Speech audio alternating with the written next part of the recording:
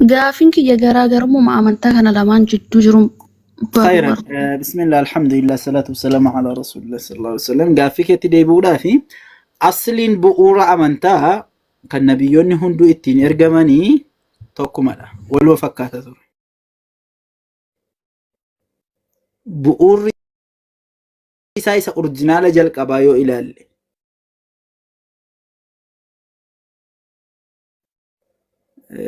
ناديلا مكانكي No, maqaan kiyya kan jalaa akkasuma maqaan kiyya inni dhugaa iftuudha. ليفتو أي ستة سودا ديتني أي إفتو أصلي سبؤور جل كباسا يو إلى اللي أمنتا ربي سبحانه وتعالى نبيوت اتين إرجع جوتون سايو والمفكات توري أمنتا متوكيتشان إرجس guyyaa keessa waan namni itti dabalee fi irraa hir'isetu amantaa kana keessatti garaagarummaa fide malee asliin amantichaa wal fakkaata. Kun immoo bu'uuruma macaafa itti amantu yoo fudhattee ilaalte uumamaan maal jedhaa? Waaqa tokko jedha. Waaqa dhagayaa Israa'el waaqayyo isa tokkicha sana isa humna keetii yaada kee guutuudhaan jaalladhu jedha. Waaqa tokkicha jedheeti ka amanu. Bu'uurri isaa jalqaba. Kakuu moofaa keessatti kan barraa'e waaqa tokkooti. Kakuu haaraa keessatti illee Yesuus dhufee waa'ee waaqa tokkicha barsiisaa ture. Namootatu guyyaa keessa dhufee waan biraa itti daddabalaa dhufe. Iddoon garaagarummaa iddoo namni dhufee itti dabaladha malee iddoo bu'uuraa sana miti. Sigaleera. Amma wanti amma islaamummaa fi kiristaanummaa adda godhu akkuma bu'uuraatti yoo fudhannee ilaalle qabxii waaqaa irrattidha yookaan tokkichummaa waaqaa irratti. Waan macaafa keessatti caafamee hin jirre waan bu'uura isaanii hin taane macaafni illee hin beekne har'a kiristaanonni yeroo amanan ortodoksiis fudhadhu amantaa dameelee kiristaanaa kamii isaanii yoo fudhattee ilaalte sillaasee yookaan tiriinitii wanta jedhamutti amanu. Sillaasee jechuun waaqayyo abbaa ilmaa hafuura qulqulluu sadan waaqa tokkoo jedhanii amanu. Kun macaafa keessa bakka tokko iyyuu hin jiru. Hin caafamnes. Yesuusis akkatti hin barsiisne. Warri Yesuusin dura turan Museen fa'aa raajonni kanaan dura turanis namni akkatti barsiise hin jiru. Waan namni guyyaa keessa fidee itti dabaletu macaafa garaagarummaa amantaa kanaa fide malee asliin bu'uurri isaa tokkodha. Eftu dhagaa jirtaa? Yaaniin caqasaa. Yesuus kan inni barsiisaa ture ofii isaatii si waaqayyo isa tokkicha isa dhugaa Yesuus Kiristoos isa ergitees beekuun isaanii jireenya bara baraatii jedhe. Waaqa tokkicha isa dhugaa bartee kaatee tokkicha isa dhugaa ergasii Yesuus Kiristoosiin isa waaqni sun erge yoo beektee jette jireenya bara baraa argattaa jedhe. Islaamummaa keessatti illee namni tokko ergamoota hunda isaanii Yesuusin duwwaa osoo hin taane Nabi Muhammadiin dabalatee Yesuusin dabalatee Musee dabalatee Abrahaam fa'aa hunda isaanii dabalatee jarri waaqa tokkichatti amanee ka'ee warreen kun immoo ergamoota rabbiitii jedhetti amana. Islaamummaa keessattis. Sigalee barsiisni nabiyyootaa guutuun isaayyuu tokkumadha. Bifuma tokko barsiisaa turan. Namootatu amantaatti guyyaa keessa dhufanii dabalan. Yesuus Kiristoos amantaa kiristaanuma jedhamu mataasaa hin beeku ofiisaa ta'in. Kiristaanummaa Yesuus Kiristoos gara samii bahee ergasii barattoonni biyya ari'amanii Anxookiyaa galanii Anxookiyaa keessa waggaa tokko erga barsiisanii booda ደቀ መዝሙሪቱ በመጀመሪያ በአንጦኪያ ክርስቲያን ተባሉ የለው ጀርገ ሞታ በቆና ፕሮቶኮል ኮሰ ዲደሚ ጃረቲ የሮ ጀልቀባቲ ቢየሰነ ከሰቲ ወጋ አፍርተሚ ወይ ቦደ ኤርጋ ኢየሱስ ክርስቶስ ገረሰሚ በኤ ቦደ ክርስቲያን ጀደማኒ ዋማማኒ ጀደ ኢሰ ጅሮ ዋን ክርስቲያን ጀደሙ ይንጅሩ እንኳን ኦርቶዶክሲ ፊ ጴንጤ ዋንተ ማናም ጀደሙ ኩኒ ቦደ የኛ ደዩቲ ክርስቲያኑ ማንቱን ጀደ bu'uurri isaan barsiisaa turan tokkodha. Waaqa tokkicha barsiisaa turan, waaqa tokkicha sanaaf sagadaa turan. Yesuus Kiristoos kan inni kadhataa ture amma fakkeenya wangeela Luqaas boqonnaa 6:12 irratti Yesuus halkaniin gara tabbaatti bahee jedha siin dubbisa dhaggeeffadhu. Akkaataa inni itti sagadaa ture illee. Yesuus halkaniin bismillah. Akkaataa sagadaa isaa simuudhaaf. Yesuus yeroo sanatti gara gaaraatti ol ba'ee gaara jechuun tabbadha. Achitti halkan guutuu waaqayyoon kadhachaa bulee jedhe.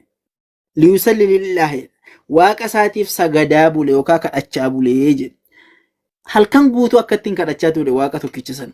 Yesuus ofii isaatii illee adda isaatiin gombifamee jedha wangeelaa Maatiyos boqonnaa 26 irratti adda isaatiin gombifamee jedhe lafatti. Yaa abbaa jedhe yoo fedha keetee xoofoo rakkinaa kun narraa haa dabartu jedhe adda isaatiin gombifamee akkattiin kadhachaa ture jedhe.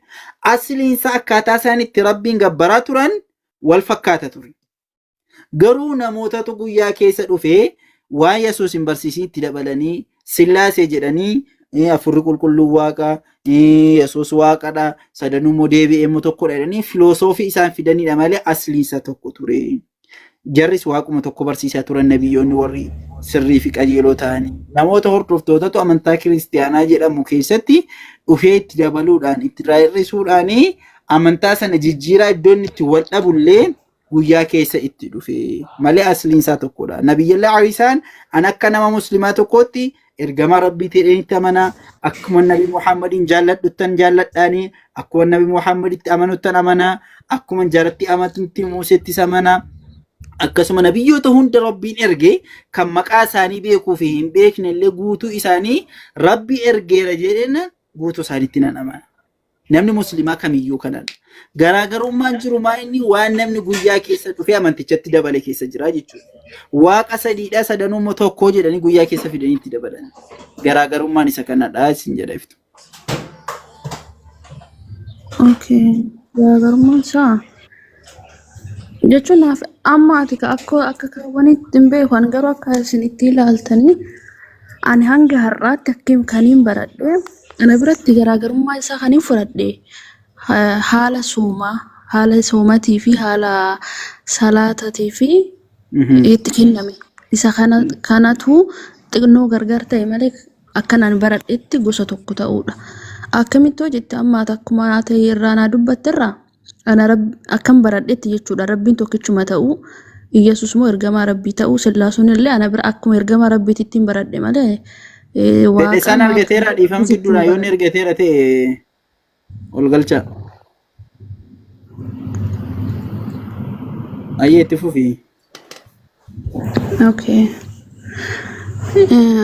Rabbi Yesuus illee akkasuma rabbi gara lafaatitti uume akka inni uumamu taasisee uume gara lafaatti erge malee Yesuus rabbi jedhee ani guyyaa tokko sagalee sin beekusi wannoos baradhiin barannes ka hin baranne san jechuudha akka amantaa ortodoksii hanga har'aa hordofaa jirutti garuu hundumaayyuu ilaalee waan hundaayyuu hordofee garaagarummaa amantaa lamaan jidduu ana biratti kan mul'ate yeroo salaatatii fi yeroo soomaa nu biratti baatii lama kenname isin biratti moo baatii tokko kenname salaata moo nu biratti fakkeenyaaf nu biratti kadhannaa jedhama guyyaatti si'a 7 kenname isin biratti guyyaatti si'a 5 kenname isa kana lamaantu gargar ta'e malee kan biraa wal fakkaata Sillaasota ammaatitti illee ana akka ergamaa rabbiitti akka rabbi isaan ergatetti malee yookiin moo isaan deebi'anii waaqa ta'utti hin baranne. Bareeddaa jirta ati amma fagoon jirtu amma amantaa islaamaati hojii walitti dhiyoo jirta Yesuus Kiristoos ergamaa ta'uu ni amantaati. Eeyyeen nin barende akkasumatti barachaa ture hangaarra. Ayyee waaqni tokkicha ta'uu ni amantaa. Nin amanee hunda rabbi kan uume Yesuusis ergamtootas rabbi tokkicha dhume yaa waaqni tokkichuma. Kanaan hin beeka itti waan baradhe. Ayyee ati amma wanta ati fagoo jirtu hin jirtu ati qabxiin si hafee muslima ta'uudhaa fi qabxiima tokko duwwaadha. Ati abboommi rabbiin eegdamoon eegdu. Yoo jettu maal abboommi rabbii hojjetu maal jechuudha? Abboommi waaqni tokkichi yookaan seerota Museen eege keessatti abboommi ishee tokkoffaanii waaqayyo tokkicha yaada kee guutuudhaan humna kee guutuudhaan jaalladhu ka jedhudha miti. Waaqa tokkicha sana akkuma jirtuudha miti kana. Ergamtoota kabajaa jedhamni yaa. Tokkoffaa kanadha. Amma wanti si hafe yoo jiraate ati qabxii bareedaa irra jirta isa orjinaala sana irra jirta. Sigalee Yesuus Kiristoos akka waaqa hin taane namanta. Yaa akka ergamaa rabbii ta'utti hin beekaane. Ergamaa rabbiitti kabajamu jechuudha. Nabi Muhammad ergamaa rabbii ta'uu hin amantamu namanta. Garaagarummaa amantaa lamaan jidduu jiru qofaan baruu barbaade. Wanti ani soquu isa kana amantaa lachuurraa gaafii kan hin qabu. Amantaa lamaan gidduu aslii isaa gidduu hin jiruun siin jedhe. Aslii isaa gidduu bu'uura isaa gidduu hin jiru. Garuu taklifaa shari'aa keessaa salaanni akkaataa itti bara Iisaa salaatamaa turee fi bara Musee salaatamaa ture tokko miti. Sigalaadha? Okay. Ayyee direction isaas ta'e baay'ina isaas ta'e bara Musee fi bara Yesuus keessayyuu difference qaba, garaagarummaa qaba.